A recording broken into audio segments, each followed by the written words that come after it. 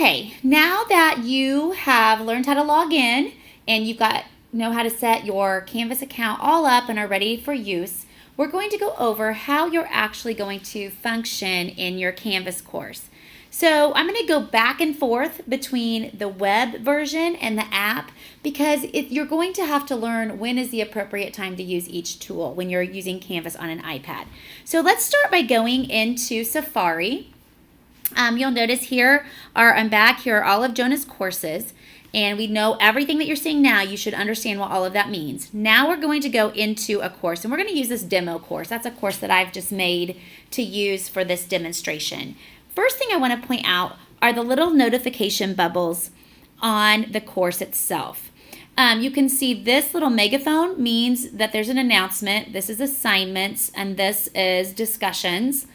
You will notice that there's a 1 here. That means there's whoa, hey, there's a new announcement. That's what that means.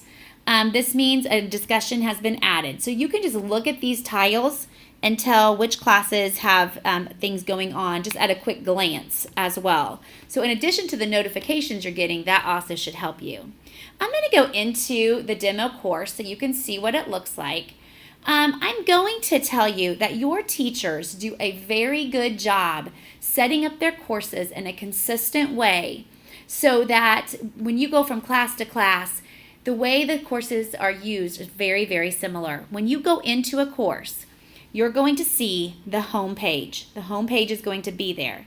From that home page, you're going to be told how to get to your most current assignment. So, for example, in this class, this teacher goes by current unit. So this is probably going to take you out to some modules, and we'll talk about what those are in just a minute. Some teachers in the middle may say, it'll click here to go to our class calendar. That'll take you to the calendar for just that course where you can see assignments on your calendar and maybe even like just little notes about what you're doing each day in there. That's also how some teachers do it. Some teachers will attach, it'll say, click here to get to the current lesson. They do a whole page. They just do a page and it's attached to that button. So there should be one thing for you to click on to get to what you need to currently in your Canvas course. In addition, there's 3 different buttons here at the bottom. The first is navigate this course.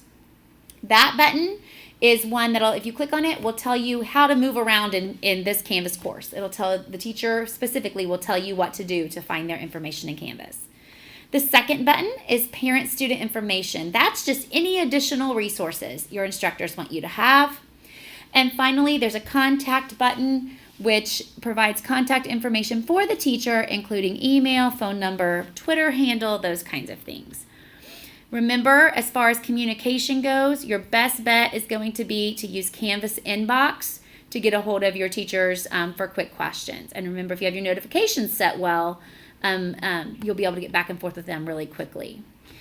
So that's what your Canvas courses will look like. Some kind of home page when they pop up. Over to the side, you're going to see this area, and this is called your course navigation. This was called global navigation because it's the same everywhere in Canvas. This is course navigation because everything here pertains to what's happening just in this course. So for example, you can click here on announcements and find an announcement for the day that you can go into. That's what that little megaphone was saying. Woohoo, you got an announcement, right? You can click on the assignments tab to find assignments. You can click on the discussions tab. I clicked too fast. Discussions tab to find discussions, and we know there was a new discussion posted as well, so we're gonna take a look at that in a minute. Then there's also pages and files. There's a tab for your syllabus, quizzes, that's important, and then also modules. Modules is very, very important because that's where teachers are going to organize your content for their courses in a way that makes sense. Okay, so they'll go through it. There may be a quiz, there'll be some pages, assignments can be built right in. So your teacher's going to talk to you specifically about where you're going to go to find all the stuff. That's what that whole navigate this course page is. But honestly, if your teachers put their content in modules, that'll be really easy for you to find. That's what most of them are going to do. And if you just go to that navigate this course button at the bottom of your home screen, let me show you that one more time. That's going to help you know for the individual teacher where all your content will be. For example, if I click here for current unit, it's just going to take me to that modules page. So, and that's absolutely fine as well. So those are all of the different things inside of a course. So let's go take a look at some of those. I'm going to go into announcements again, and there's an announcement. And if you just click on it, it'll open and you can read it. And if you have anything you need to say back to that, you can hit reply, type a message into your teacher, and send it. So that's basically what announcements are. You typically won't reply to an announcement. It's just an announcement's kind of just saying, your teacher will say, hey, test on Friday. Or, hey, you have a project due Thursday. It's really nothing to say back, but if you need to, it's right there if you have a question. I'm going to go into assignments now. Here, you can see that list of assignments that you have.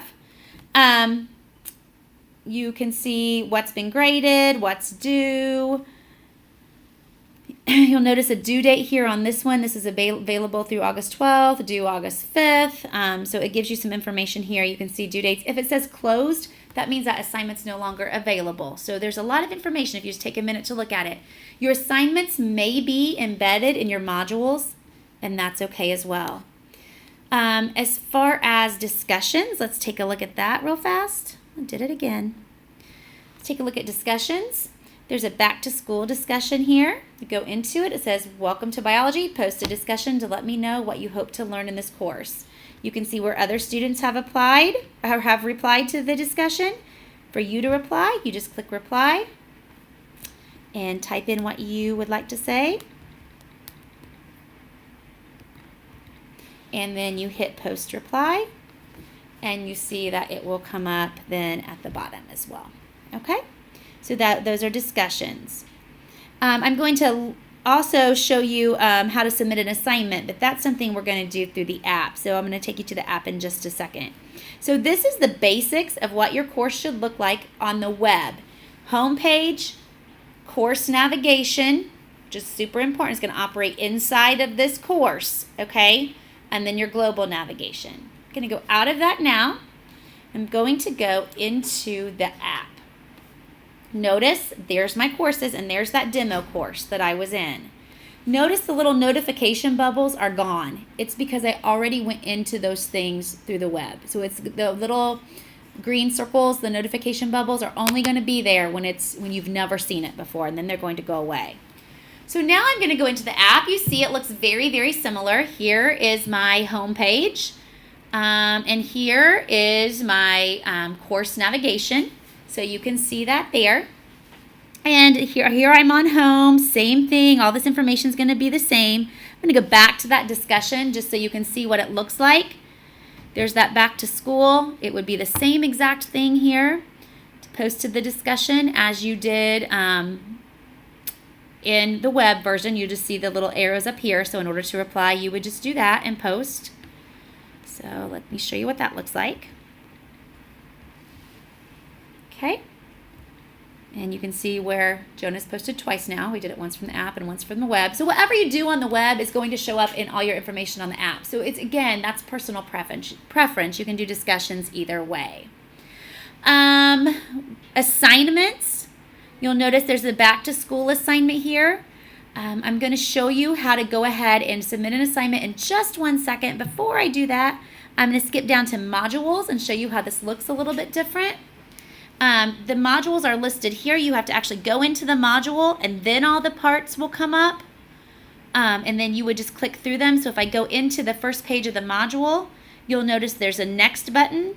I can just click through each page of the module, and it's just going to move me through. Notice my pink bar over here is moving down as I go into the module, go through the module. Okay, so that's how a module could be set up.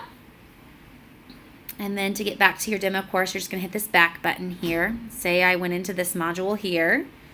There's an introduction for this module. There's some content on here, a video for me to watch. Notice I'm just clicking that next button down here to get through it. I can also click previous to go back to the previous page. So that's really, really nice. All right. And okay, so now we're going to talk about how to submit an assignment. So I'm in my course and I need to submit an assignment.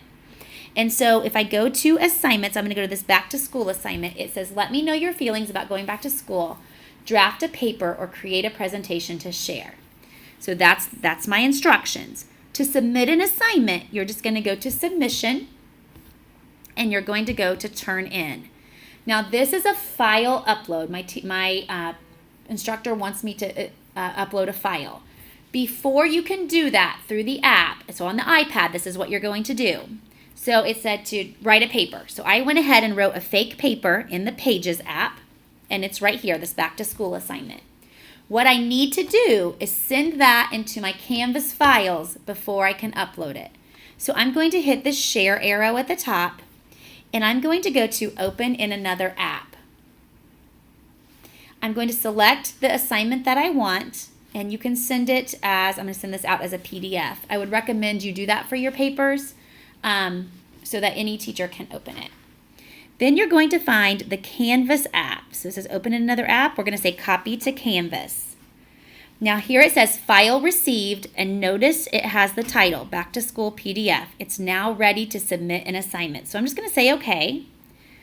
I'm still in my back to school assignment now. I'm going to go to submission and turn in. Now, I'm going to find that file. It's not going to be in my camera roll. It's not going to be in my Dropbox, but there it is under Files. So I just have to select that and say Submit One, and there it is. It's all turned in to my instructor. It's that simple to turn in digital work. If I would have it said write a paper or make a presentation, if I would have chosen to make a presentation in Keynote or something, it would have been the same process. I would have just gone into Keynote, uploaded that file through the Canvas app, and then submitted it. On an iPad, your upload submissions have to be done through the app. You can participate in discussions.